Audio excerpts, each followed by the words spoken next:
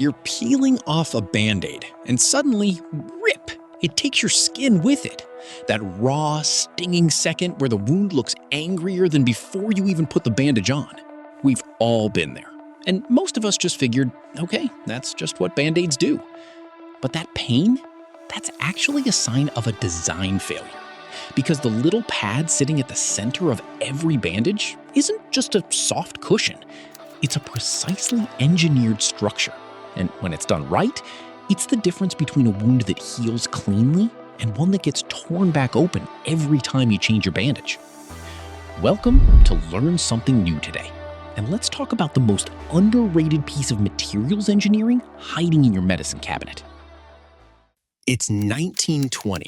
A Johnson & Johnson cotton buyer named Earl Dixon has a problem. His wife, Josephine, keeps cutting and burning herself in the kitchen, and every time he has to manually tape a piece of gauze over the wound for her. So he does something simple. He pre-makes it.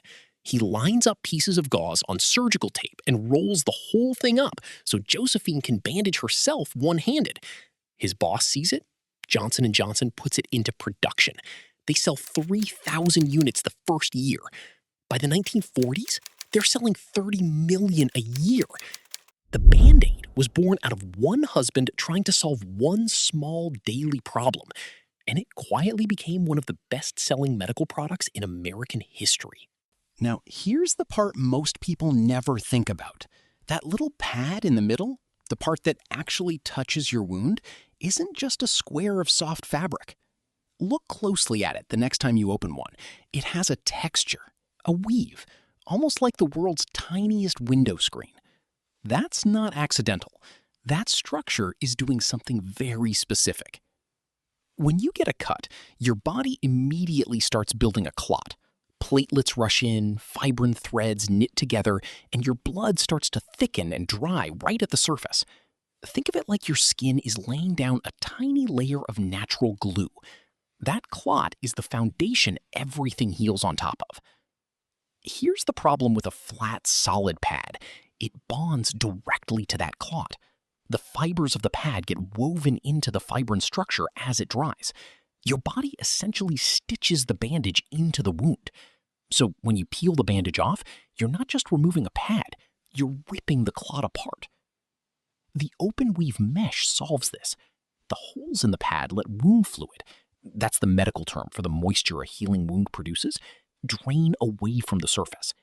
The clot dries underneath the mesh, not inside it.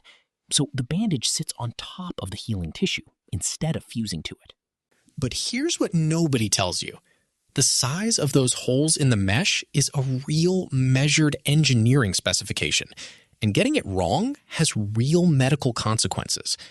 If the holes are too small, wound fluid pools underneath and creates a wet environment where bacteria thrive. Too large, and granulation tissue, the new cells your body is actively growing to fill the wound, starts pushing up through the gaps and bonding to the pad anyway. You're back to the same ripping problem. The sweet spot is a pore size small enough to block new tissue, large enough to drain fluid. And that sweet spot, it changes depending on wound type, which is exactly why surgical and wound care pads are not all the same. They're calibrated. The cheap generic ones in the back of your jump drawer? Probably less calibrated. Your skin notices. So next time you're at the drugstore, staring at 15 different boxes of bandages, here's the one thing worth knowing.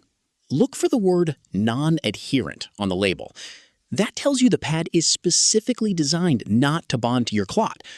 For small, everyday cuts, it's not life or death. But for anything deeper or anything you're changing daily, a non-adherent pad means less pain, less re-injury, and genuinely faster healing. That little detail on the box is not marketing. It's material science. If this made you look at your medicine cabinet differently, hit that like button. It genuinely helps more people find the channel. Subscribe to Learn Something New today for more stories about the hidden engineering inside the everyday stuff you've been ignoring your whole life.